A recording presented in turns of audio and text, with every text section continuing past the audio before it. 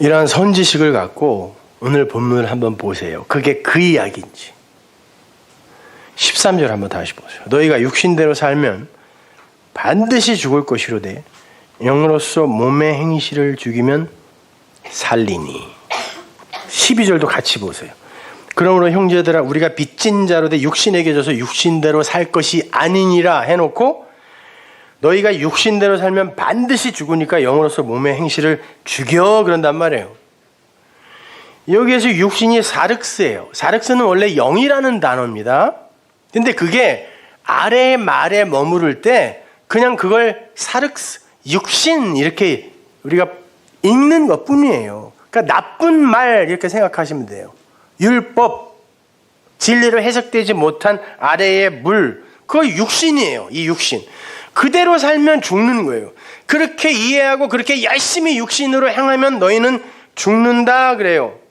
그러나 영으로서, 이게 역격이에요. 푸뉴마가. 그러니까 영 안에서, 성령 안에서 몸의 행실을 죽이면 그게 자오, 생명, 조에를 받는 거야. 그게 생명이다라고 이야기를 해요. 여기서 몸의 행실, 그게 우리 육신이 저지르는 그냥 그렇게 미성숙한 행동, 사람들이 도덕과 윤리로 규정해 놓은 죄, 뭐 이런 것일까요?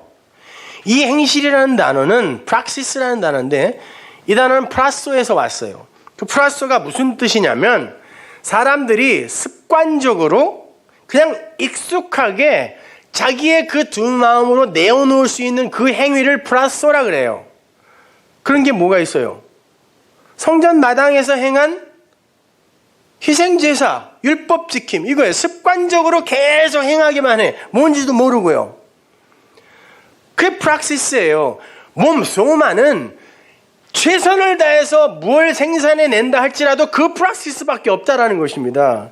그래서 그 프락시스 호소마, 그 소마가 내놓는 그 프락시스가 진리, 분유마에 의해 죽지 않으면 너는 그 사륵스를 따라 사는 것이 되는 거고 그러면 넌 죽어! 그 말이에요.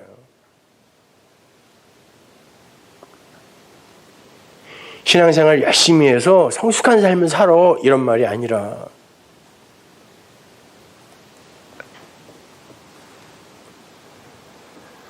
그런데 그 자오, 그 생명이 어디에만 있다 그래요? 요한복음 1장에 보면 예수 안에만 있다 그러네요. 근데 예수 안에 있는 그 생명은 뭐예요? 예수 밖에는 생명 없다는 말이에요. 그럼 예수 안에 있는 그 생명을 내가 받아야 나도 사네요? 그게 뭐라는 거예요? 예수님이 내 안에 뭐 있다 그래서 내가 길이요 진리요 생명이다 그랬죠? 그 진리 이야기하는 거예요. 그게 생명이라는 거예요. 네가 산자라면 네 안에 그거 있어야 된다는 거예요. 그러면 껍데기는 지난주에 공부했죠. 그건 죽은 걸로 여겨주겠다는 거예요. 몸은 죄로 죽은 거야. 네 안에 그 영이 있으면 하나님의 영, 그리스도의 영, 그리스도의 그 영, 진리의 영, 그거 있으면 네 몸 죽은 거야. 그리고 네 안에 있는 그 영이 산 거야. 그게 네 조의 생명이야. 그러면 너의 그 프락시스, 그 소마가 내놓는 프락시스는 당연히 죽지. 그러면 네가 살아.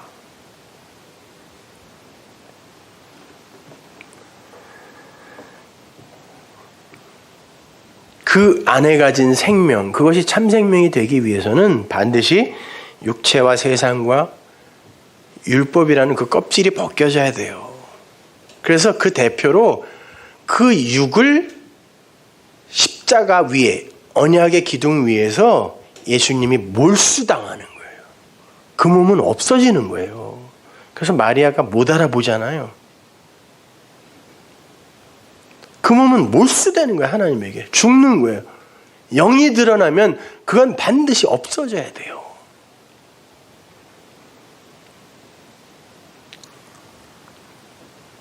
그래서 바로 다음 절이 이렇게 이어지는 겁니다. 14절 보세요. 무릇 하나님의 영으로 인도함을 받는 그들은 곧 하나님의 아들이라. 하나님의 영, 분유마 호테오스, 하나님의 말씀, 그렇게 바꿔 이해해도 되죠. 하나님의 말씀, 그것에 의해 인도받는 사람이 하나님의 아들이라 그래요. 여러분은 장자들이죠. 장자들의 총회니까 하나님의 교회가. 여러분이 장자예요. 예수님이 장자잖아요 원래. 근데 왜 우리 보고도 장자라 그래요?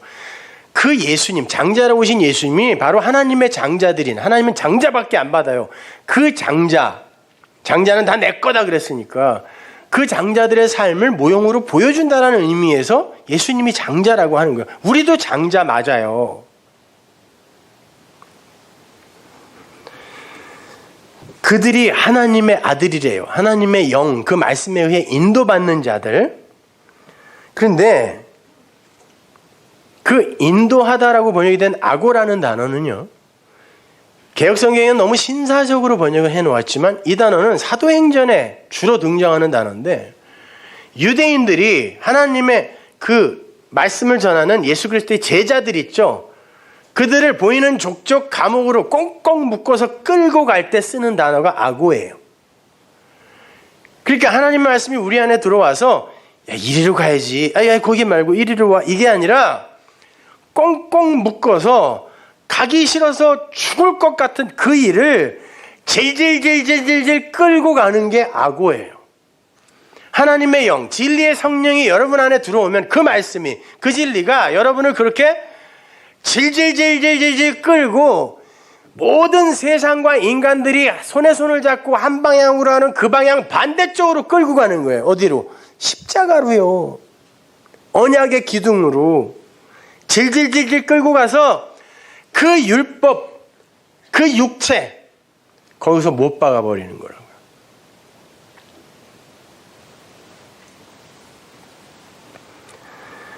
중요한 건 그렇게 진리의 말씀에 의해 질질 끌려가서 그 몸의 행실, 프락시소마, 그 몸의 행실을 도륙당하는 그들을 가리켜 성경이 아들이라고 한다는 거예요. 응? 아빠와 아들. 아들. 그 아들 되고 싶으세요?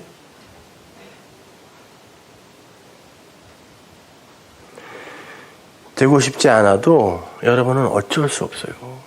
이미 거기에 묶여 있단 말이에요. 그럼 끌려가야 돼요. 예수님이 그러죠. 너는 내가 밖에서 띠띠우고 네가 원치 않는 곳으로, 그 방향으로 끌고 갈 거야 그러잖아요. 내가 성령으로 다시 오면 너는 내가 지금 말하는 그 방향으로 질질질질 끌려갈 거야. 그 말이에요. 그게 아고예요, 여러분. 근데 성경이 바로 그 상태, 그렇게 성령에 의해 꽁꽁 묶여서 십자가에 도륙당하여 거기서 살아나는 그 상태에 있는 그들을 가리켜 자유라고 이야기해요. 자유. 자유라는 말 자체가 우리가 하고 싶은 대로 마음대로 하는 게 자유가 아니에요. 그러면 죽는다니까요. 자유는 좋은 말이거든요. 진리가 너희를 자유케 하리라 했을 때 그 자유는 진리는 너희를 생명으로 살릴 거야 라는 말이란 말이에요. 그러면 그 자유는 적어도 우리가 하고 싶은 대로 그냥 놔둔다는 그런 의미의 자유는 아닐 거 아니에요. 성경이 말하는 그 자유는, 그 자유, 그건 성령으로 너희들은 꽁꽁 묶여서 사는 곳, 살아나는 곳으로 끌려갈 거야가 자유예요. 근데 지들이 하고 싶은 대로 놔두면 그 에피투미아의 두 마음으로 하나님처럼의 삶을 열심히 추구할 거란 말이에요. 근데 그렇게 놔두면 그들은 죽어요. 그렇게 살다가. 그건 그냥 방임이라고 하는 거예요. 놔두는 거예요. 안 끌고 가는 거예요. 그건요. 그러니까 여러분이 살면서 야, 난 어떻게 예수 믿고 그냥 어떻게 내가 원하는 대로 이렇게 술술 일이 잘 풀려? 꽁꽁 묶여서 끌려가는 게 아들이라 그랬죠. 내가 원치 않는 방향으로. 근데 그렇게 예수 믿었더니 모든 게 말씀 안에서 술술 풀리고 다 잘 돼. 이건 뭐예요? 딸이지 뭐예요. 죽는 거예요. 그건요. 딸들한테 미안한데 그 딸 아니에요. 하여튼 죽는 거예요. 그러니까 여러분은 꽁꽁 묶여서 여러분이 원치 않는 방향으로 끌려가야 돼요. 그래야 아들이에요. 그래야 여러분의 몸의 행실이 죽죠. 안 그러면 시퍼렇게 산다니까요.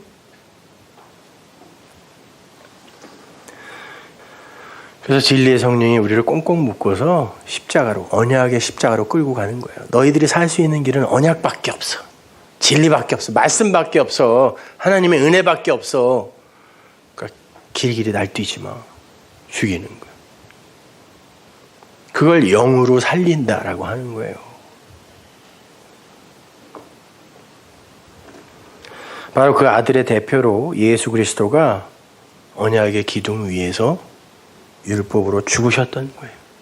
그분 자신이 율법, 세상, 육신, 예수로 죽어야 그리스도, 영, 하나님 나라로 산다라는 걸 보여준 거예요.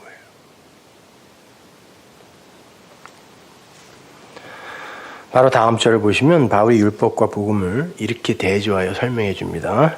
15절 보세요. 너희는 다시 무서워하는 종의 영을 받지 아니하였고 양자의 영을 받았으므로 아바 아버지라 부르짖느니라. 종의 영과 양자의 영이 나옵니다. 다른 영 아니에요, 이거. 하나는 악령, 하나는 선한 영, 성령. 그렇게 생각하시면 안 돼요. 영은 말씀이에요. 그런데 종을 만드는 말씀이 있고 아들을 만드는 말씀이 있다라는 거예요. 전자가 율법이고 후자가 진리예요. 그러나 둘은 같은 말씀입니다. 어떻게 어떤 마음으로 받느냐에 의해 그 사람은 그 성경의 종이 될 수 있고 어떤 이는 하나님의 아들로 태어난다니까요. 위로 나게 돼요. 그게 종의 영, 양자의 영이에요. 그 푸뉴마 둘레이아, 종의 영은 속박하게 하는 말이에요. 짐을 지우는 말. 짐이야. 말씀을 읽으면 읽을수록 짐이야. 근데 사람들에게는 그렇게 말하면 또 신앙 없는 사람을 찍히니까 얼마나 달고 오묘한지 모르겠어요. 하나님의 말씀을 지키는 이 삶이 얼마나 행복한지 모르겠어요. 이러는 거지. 사실은 짐이에요. 짐을 지우는 말. 푸뉴마 둘레이아. 근데 양자의 영, 푸뉴마 휘오데시아는 휘오스에서 나온 거예요. 휘오스가 아들이니까 아들을 만드는 말. 그 말은 아들 아닌데 너 아답트해서 양자로 삼아서 아들로 삼아줄게가 아니라 아들로 탄생시키는 말, 아들로 완성시켜내는 말. 푸뉴마 휘오데시아예요. 성경을 그렇게 진리로 봐야 된다니까요. 그 성경에 의해 여러분이 종이 되면 안 돼요. 이렇게 내가 말씀을 어떻게 받느냐에 따라 그 말씀은 나를 아들로 만들 수도 있고 종으로 만들어서 멸망에 이르게 할 수도 있어요. 그러니까 나를 죽이고 살리는 건 말씀인 거예요. 그 물인 거예요. 그래서 여러분은 물이 없으면 죽도록 이렇게 지어진 거예요. 여러분은 성경을 살아야 되기 때문에.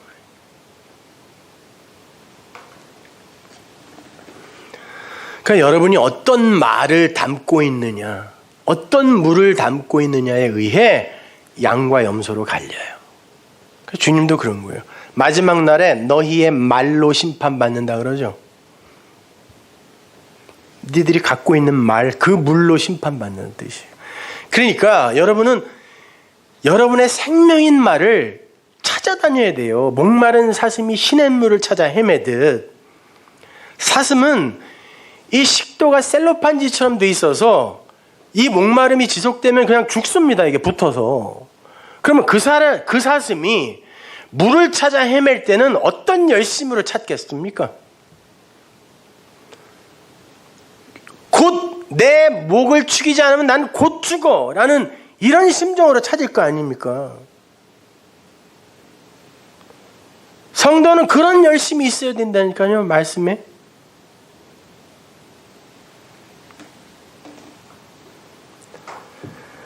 그러니까 그 말씀, 그것이 나의 부모가 되어 나를 생명 있는 아들로, 씨로 만들어낼 수도 있고 나를 마귀 새끼로 죽여버릴 수도 있어요.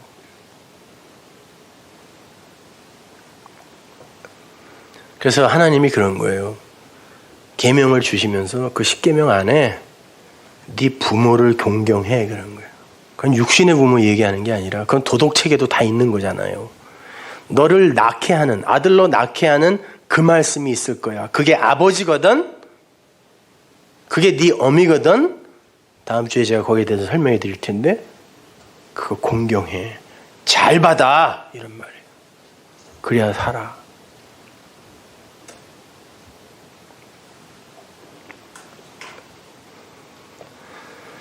아람어에서도 마찬가지고 히브리어에서도 아버지라는 단어는 알레프하고 베이스로 이렇게 조합이 되어 있어요. 하나님의 집, 하나님의 성전이란 말이에요. 그렇게 써놓고 히브리 사람들이 아버지라고 읽어요. 근데 그 하나님의 처소, 하나님의 집, 하나님의 성전, 그것이 기록되어 있는 게 뭐예요? 아래에 있는 물, 아래에 있는 말로 하나님이 그걸 기록해 줬어요. 하나님의 성전으로 오신 예수가 이 성경에 나에 대해 기록되어 있다 그랬죠? 그러면 그 하나님의 집, 그것이 우리 이 호코스모스의 세상에서 어떻게 던져져 있어요? 구약시대엔 성전이었지만 지금은 말씀밖에 없어요. 그럼 그게 내 아버지네요? 그 말씀이 진리로 내 안에 있으면. 어머니는 알레프하고 엠이에요. 맴. 하나님의 말씀이라고 써놓고 어머니라고 읽어요. 칼라디아서에 보면 그 하늘의 약속, 그 하나님의 새 언약은 어머니다 그러죠. 그럼 하나님의 말씀도 어머니, 하나님의 집, 그것이 적혀있는 성경도 아버지, 그럼 부모는 뭐예요? 말씀인 거예요. 여러분을 낳게 하는, 아들로 생명으로 낳게 하는 건 이 세상에 그 물, 말씀밖에 없어요. 그래서 물은 생명이다 그러는 거예요. 하나님의 말씀이 생명인 거예요. 알레프 맴이라고 써놓고 엠이라고 읽어요. 에미, 어미, 엄마, 마미, mother. 다 하나에서 나온 거예요. 그걸 설명해 주기 위해 이런 육의 엄마들이 모형으로 그 자식들에게 붙어 있는 거예요.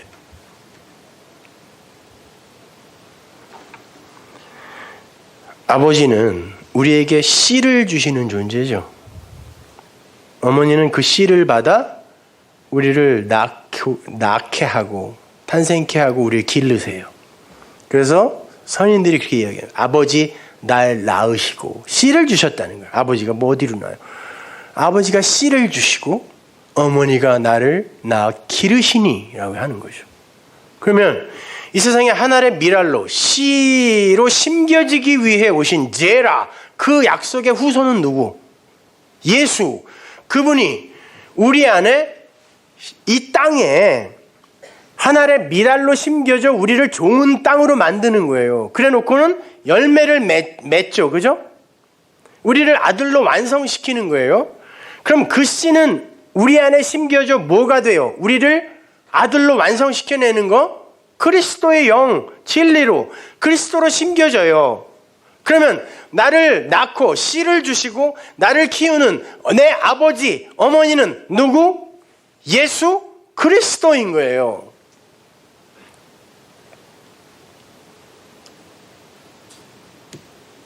그래서 우리가 다음 주에 살펴보겠지만 그 예수가, 그 남자가 부모로 떠나 우리에게 온다라고 이야기해요. 창세기에서. 너희들 낳으러 간다 그래요. 내가 너희들 낳으러 간다. 성경은 전부 그 이야기 하는 거예요. 하나님이 그냥 흙에 불과한 것들을 주물락주물락 해가지고 사람을 만들어 놨더니 은혜도 모르고 죄를 지어서 이걸 다시 저주해가지고 거기에서 그냥 하나님 마음에 조금 들도록 열심히 부리는 것들은 살려내고 아닌 건 그냥 다 죽이고, 이런 동화가 아니에요. 성경은요. 원래 죽은 흙이었던 너희들을 내가 무엇으로 살렸어? 생기로 살렸죠. 하나님의 호흡으로 살린 말이에요. 그 말. 그래서 히브리어의 그 해라는 단어가 말이 호흡이에요. 말이라니까. 그걸로 살아요. 그걸 설명해 주기 위해 인간을 선악과 따먹은 죽은 자로부터 출발하게 해서 설명해 주는 거지. 잘 만들어놨는데 이것들이 지 마음대로 그냥 선악과 따먹고 이게 아니란 말입니다. 진짜 생명이 뭔지, 진짜 사는 게 뭔지를 설명해 주기 위해 그건 반드시 필연적으로 있는 거란 말이에요.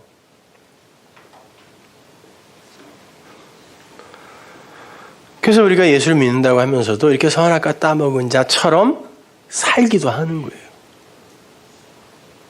그리고 그곳에서 하나님의 사랑과 은혜를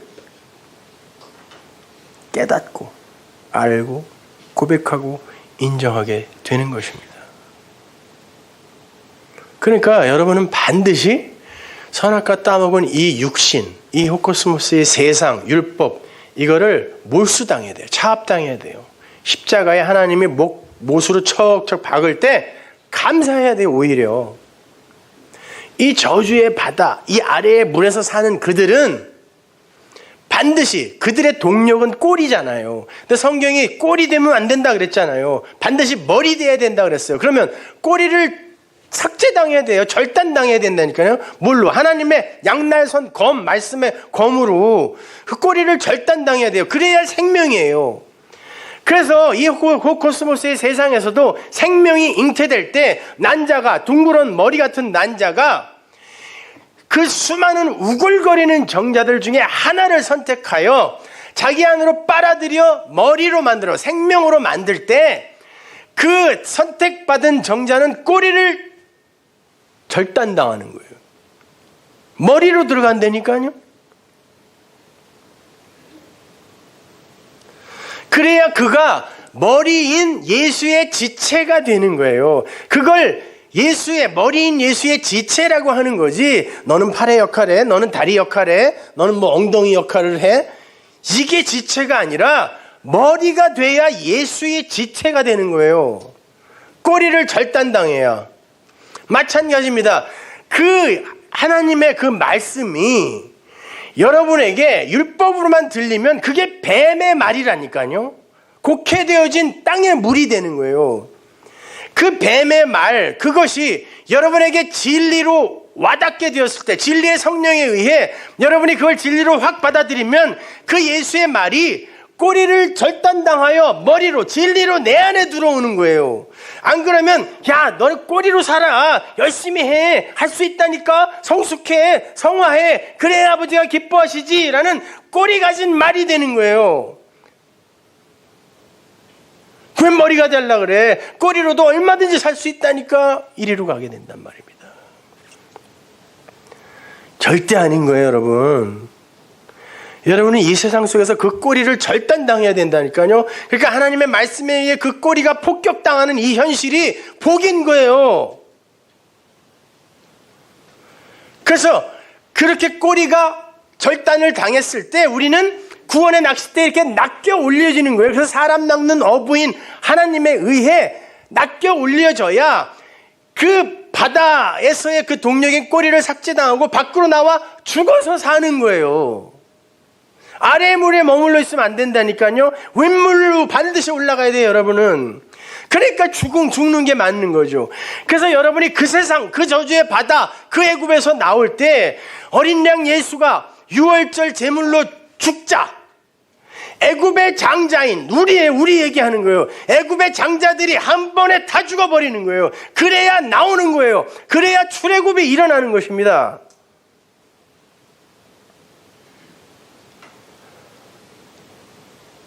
그 장자들, 애굽에서 죽어 하나님 나라 약속의 땅의 장자로 살게 되는 그 장자들, 그게 아들이에요. 그 여러분은 예수 안에서 반드시 죽어야 돼요. 그 삶을 여러분의 역사 속에서, 인생 속에서 반드시 경험하셔야 되는 것입니다. 양자의 영, 그 진리를 받아 육이 죽고 하나님의 아들이 되는 현실, 그리고 그 영에 의해 악고 질질 끌려가는 성도, 아들의 현실, 그것이 무엇인지 이해가 가세요? 그게 로마서 8장에 아주 일관성 있는 진술인 거예요. 다음 시간에 계속하죠. 기도하겠습니다.